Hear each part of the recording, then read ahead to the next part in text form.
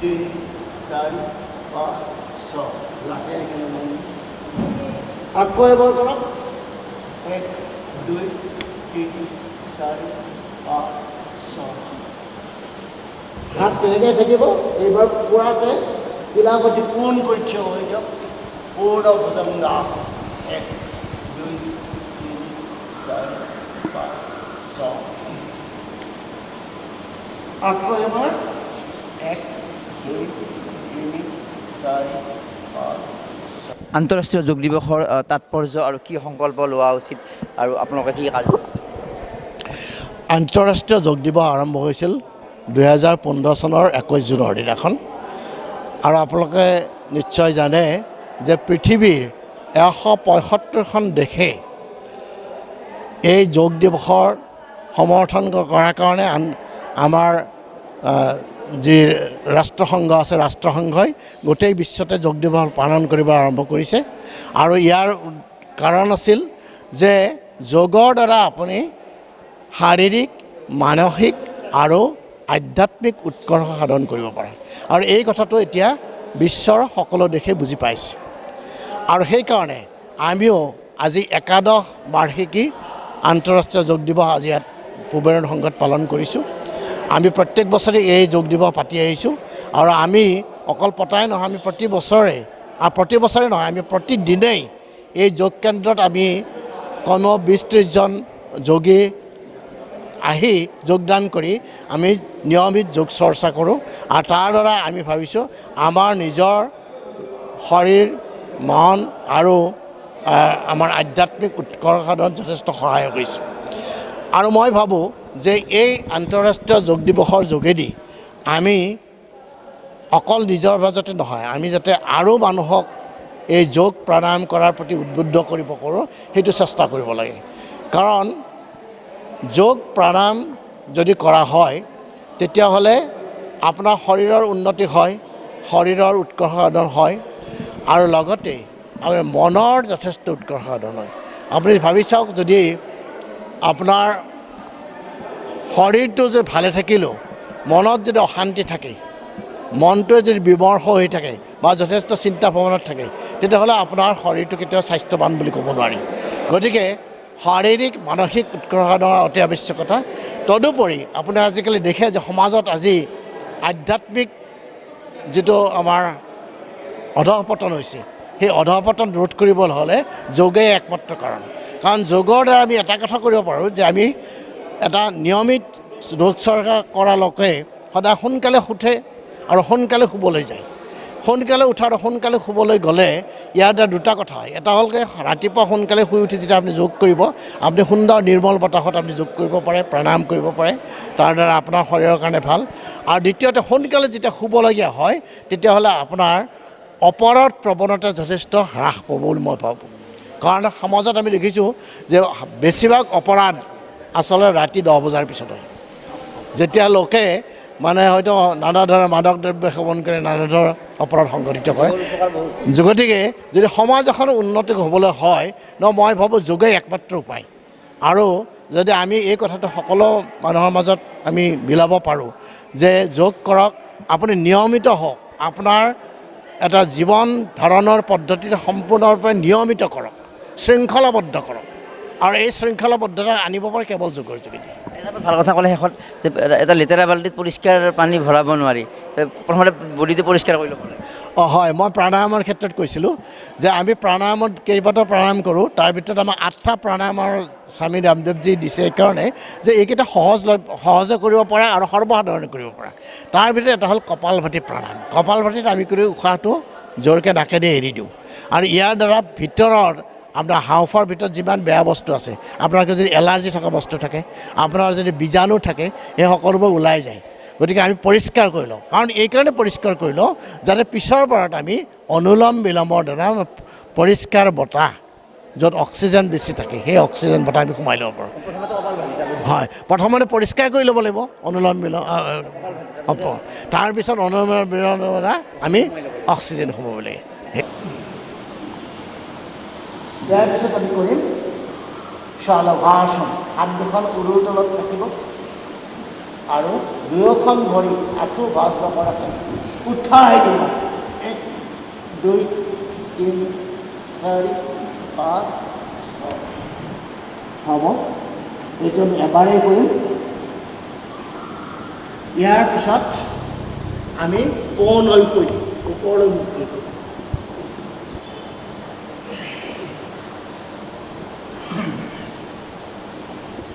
হাত দুখন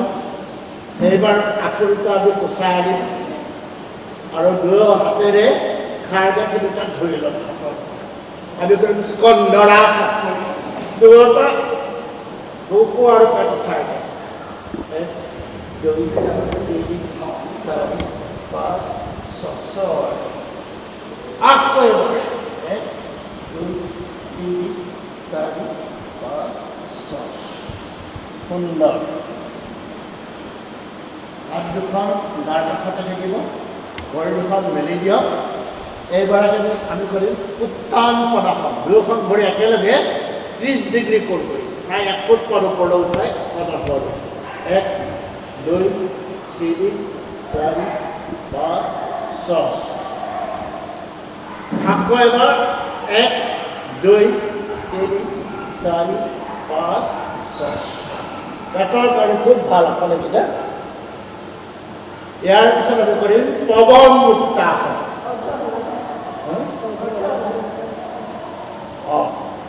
অৰ্ধ হলাসন দুয়োখন ভৰি একেলগে 90 ডিগ্ৰী 1 2 3 4 5 6 পুনৰবাৰ কৰক 1 2 3 4 5 6 ইয়াৰ পিছত আমি কৰিম পৱন মুক্তাসন দুয়োটা আঁঠু কচাই আনক হাতেৰে ধৰি ল'ব আৰু আঁঠুটো নি আঁঠুত লগাবলৈ চেষ্টা কৰিম 1 2 3 4 5 6 হ'ব দীঘলকৈ এতিয়া উশাহ ল'ব হাত দুখন গাৰ পৰা অকণমান আঁতৰত ৰাখিব ভৰি দুখন ফাঁক কৰি বেলাই থৈ দিব শৰীৰটো সম্পূৰ্ণৰূপে ঢিলা কৰি দিয়ক আমি কৰিম এতিয়া শৱাসন অকণমান সময় আচলতে শৱাসন অন্যতম উৎকৃষ্ট আসন আমাৰ শৰীৰটো যেতিয়া আসন কৰি ভাগৰুৱা হয় তেতিয়া অকণমান সময় ঢিলা কৰি লৈ শৰীৰটো যদি আপুনি সুন্দৰকৈ কৰি থাকিব পাৰে তেতিয়াহ'লে আমাৰ সেই অংগ প্ৰত্যংগৰ সন্মুখীন হ'বলৈ সুবিধা হয় আপুনি সম্পূৰ্ণ ঢিলা কৰি শৰীৰটো লগাই থৈ দিয়ক হাত ভৰি ঢিলা কৰি লগাই থৈ দিয়ক মনৰ পৰা সকলো চিন্তা ভাৱনা আঁতৰাই কেৱল ভাৱক আপোনাৰ শৰীৰটো লাহে লাহে কৰিছে আৰু আপুনি যেন খুব মহাসুন্দৰ এই চিন্তাৰে আপুনি অনুভৱ কৰক আপোনাৰ হৃদপিণ্ডতে দপ দপ হৈ বাঢ়ি আছে হৃদপিণ্ডৰ ফলত আপোনাৰ শৰীৰৰ বিভিন্ন অংগ প্ৰত্যংগলৈকে চলাচল কৰিছে আপোনাৰ হাওঁফাওঁ দুটা লাহে লাহে উশাহ হৈছে আপুনি উশাহৰ কথা অনুভৱ কৰক আপোনাৰ মনটোৱে যদি শৰীৰৰ বিভিন্ন অংগ প্ৰত্যংগবোৰ চাবলৈ চেষ্টা কৰিছে সেইটো অনুভৱ কৰক সম্পূৰ্ণৰূপে নিজকে ঢিলা কৰি এয়া আপোনাৰ শৰীৰৰ অংগ প্ৰত্যংগবোৰক পুনৰ সঞ্জীৱিত কৰিব যাতে পিছৰ আসনখিনি পিছৰ পদাৰ্থতে এইবাৰ সোঁ ভৰিখন লাহেকৈ উঠাই গুচাই দিয়ক সোঁ হাতখন বুকুৰ ওপৰত দিয়ক বাওঁ হাতখন বাওঁ কাণৰ তলত দি লাহেকৈ বাওঁফাললৈ ঘূৰি গৈ আৰু তিলাকুটি আৰু হাতত ভৰ দি উঠি যাওক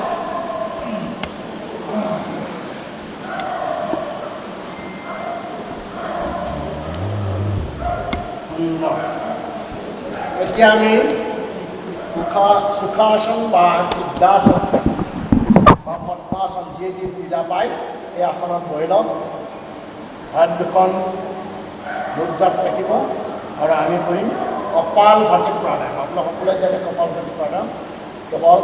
নাকেৰে উশাহটো জোৰকৈ এৰি দিব লাগে উশাহ লোৱাৰ চেষ্টা নকৰিব নিজে নিজে উশাহ লোৱাটো হ'ব কেৱল আমি 60 বাৰ এনেকৈ ষ্ট্ৰক মাৰিম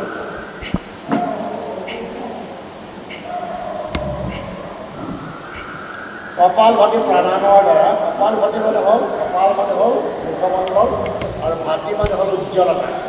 যিসকলে কপালভাতি সুন্দৰকৈ কৰে তেখেতলোকৰ মুখমণ্ডল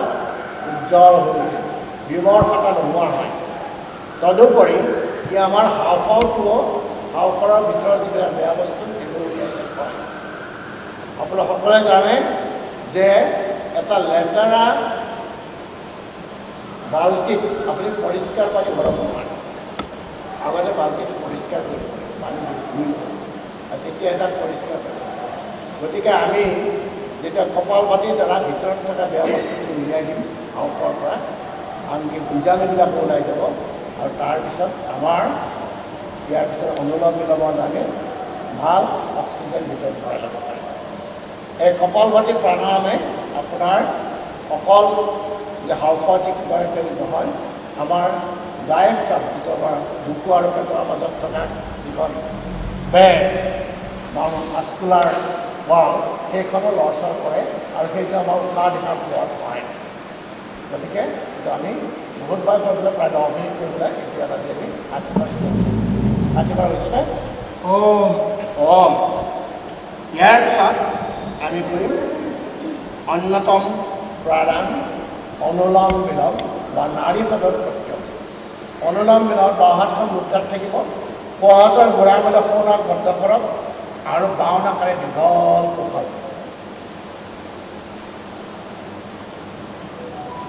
মধ্যম আৰু অনামিকা গ'লে বাওঁ নাক বন্ধ কৰি সোঁ নাকেৰে উশাহটো পুনৰ সোঁ নাকেৰে উশাহটো টানিব ঘূৰা গ'লে সোঁ নাক বন্ধ কৰি বাওঁ নাকেৰে লাহে এনেকৈ এই প্ৰক্ৰিয়াৰে আপুনি 5 বাৰ কৰক আচলতে অনুলোম বিলোম প্ৰক্ৰিয়া হ'ল প্ৰাণায়াম হ'ল এনে এটা প্ৰাণায়াম যাৰ দ্বাৰা আমি শৰীৰৰ ভিতৰলৈ যথেষ্ট পৰিমাণে অক্সিজেন ভৰাই দিওঁ আৰু অকল হাওঁফাওঁত বা ই হাওঁফাওঁ বা তেজ চলাচলকে সহায় নকৰে ই আমাৰ মগজুৰ ক্ৰিয়াও উন্নত কৰে তাৰমানে আমি মানসিকভাৱেও যথেষ্ট সবল হওঁ যদি তদুপৰি যথেষ্ট পৰিমাণে অক্সিজেন পোৱাৰ কাৰণে প্ৰতিটো কোষেই আমাৰ বেছি সুস্থ হৈ উঠে আৰু এনেকুৱা কোষত কোনো ৰোগে আক্ৰমণ কৰিব নোৱাৰে সেইকাৰণে আমি সকলো ধৰণৰ ৰোগৰ পৰা আমি হাত সাৰিবলৈ হ'লে সুন্দৰভাৱে অনুলোম বিলোম প্ৰাণায়াম কৰিব লাগে অন্ততঃ কমেও দিনটোত যদি 10 পৰা 15 মিনিট সময় অনুলোম বিলোম কৰিব পাৰে আপোনাৰ বহুত ৰোগৰ পৰা আমি হাত সাৰিব পাৰোঁ হাওঁফাওঁৰ ৰোগটো হ'বই তাৰোপৰি মানসিকভাৱে আপুনি যথেষ্ট পৰিমাণে উন্নত হ'ব তাৰমানে আপোনাৰ যদি কোনো বিমৰ্ষতা থাকে অন্য ধৰণৰ ৰোগ থাকে সেই মানসিক ৰোগৰ পৰা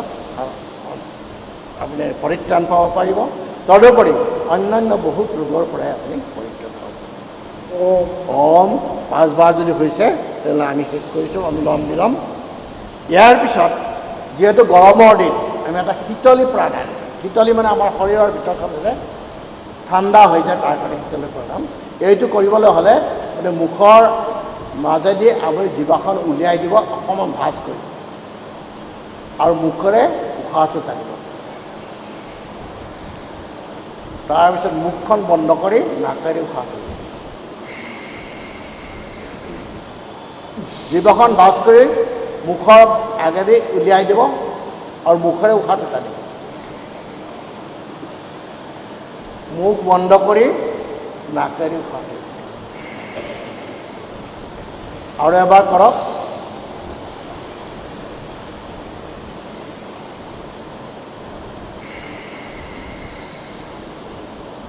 শীতলী প্ৰাণায়াম ভালদৰে কৰিলে আপোনাৰ শৰীৰৰ ভিতৰখন ঠাণ্ডা হৈ যাব আৰু বিশেষকৈ গৰমৰ দিনত এইটো খুব ভাল প্ৰাণায়াম ইয়াৰ পিছত আমি কৰিম হাত দুখন এনেকৈ ৰাখক ৰাখি অকণমান সময় ওম ধ্বনি উচ্চাৰণ কৰক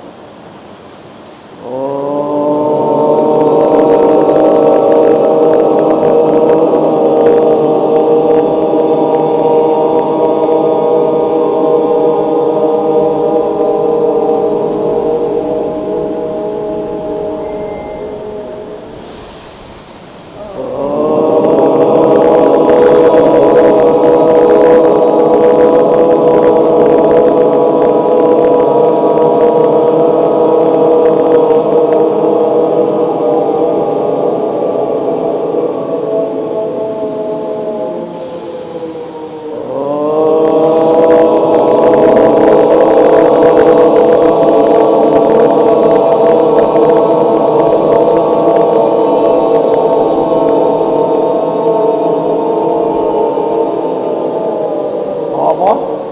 এইবাৰ আমি কৰিম ভ্ৰামৰী প্ৰাণায়াম। কাণ চকু বন্ধ কৰি লওক, মুখ বন্ধ কৰি লওক আৰু নাকেৰে 3 বাৰ ওম ধ্বনি উচ্চাৰণ কৰিব।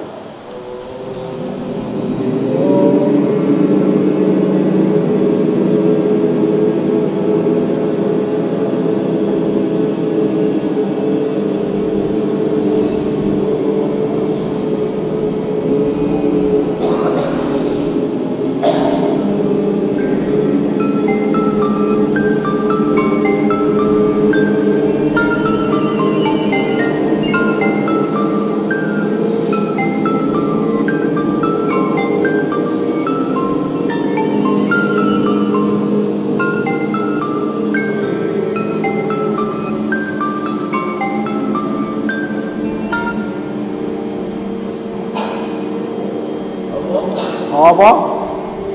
এই দুটা আমি যে প্ৰাণায়াম কৰি কিনে আমাৰ ধ্যানাত্মক প্ৰাণায়াম, এই প্ৰাণায়ামৰ দ্বাৰা আমাৰ আচলতে যেতিয়া আমি ওম ধ্বনি উচ্চাৰণ কৰোঁ তেতিয়া যিটো ভাইব্ৰেশ্যন আহে, কঁপনি উঠে, এই কঁপনিটো আমাৰ মগজুৰ কোষবোৰ সক্ৰিয় আৰু কাৰণে মগজুৰ যিবিলাক ৰোগ আপুনি যথেষ্ট পৰিমাণে তাক উপশম কৰিব পাৰে। বিশেষকৈ যিসকল বিমৰ্ষ হৈ থাকে তেওঁলোকৰ বিমৰ্ষতা নোহোৱা হ'ব। যিসকলৰ বহুত এংজাইটি থাকে, চিন্তা থাকে, ভাৱনা থাকে, এই চিন্তাসমূহৰ পৰা আঁতৰাব। গতিকে এতিয়া আমি শেষৰটো প্ৰাণায়াম যিটো ধ্যান বা প্ৰণৱ প্ৰাণায়াম বুলি কয়, সেই প্ৰাণায়ামটো কৰিম। একান্ত মনে আমি হাতখন মুদ্ৰাত ৰাখি ৰাজহাড় পোন কৰি চকু বন্ধ কৰি একান্ত মনে আমি চিন্তা কৰিম আৰু এই চিন্তা হ'ব আমাৰ মনতে আমি ওম ধ্বনি উচ্চাৰণ কৰি ল'ম আৰু ভাবি থাকিম যে আমাৰ যেন আত্মাই গৈ সৌ পৰমাত্মাৰ লগত মিলিব পাৰে। অকণমান সময় যদি সম্পূৰ্ণৰূপে আপুনি ধ্যানমগ্ন হৈ কৰিব পাৰে, এই ধ্যান আপোনাৰ যথেষ্ট আধ্যাত্মিক শক্তি শৰীৰে পাব আৰু এই শৰীৰ মন সম্পূৰ্ণৰূপে আপুনি ভাল পাবলৈ সম্পূৰ্ণৰূপে উন্নত হ'বলৈ আপুনি কৰিব পাৰিব। ধ্যানৰ দ্বাৰা আমি অকল শৰীৰ নহয়, আমি মনক সম্পূৰ্ণৰূপে পৰিৱৰ্তন কৰিব পাৰোঁ। গতিকে ওম ধ্বনি মনতে উচ্চাৰণ কৰক আৰু একান্ত কৰি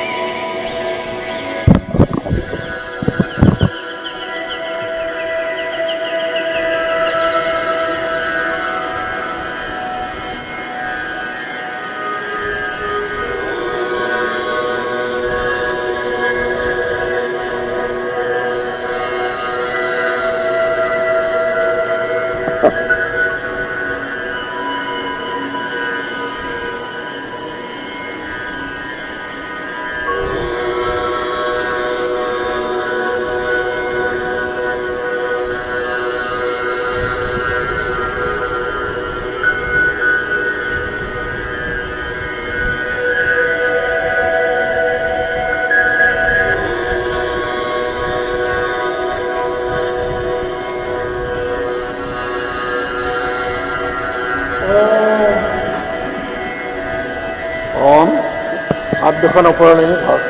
ঘৰখন কৰি চকুত দিব।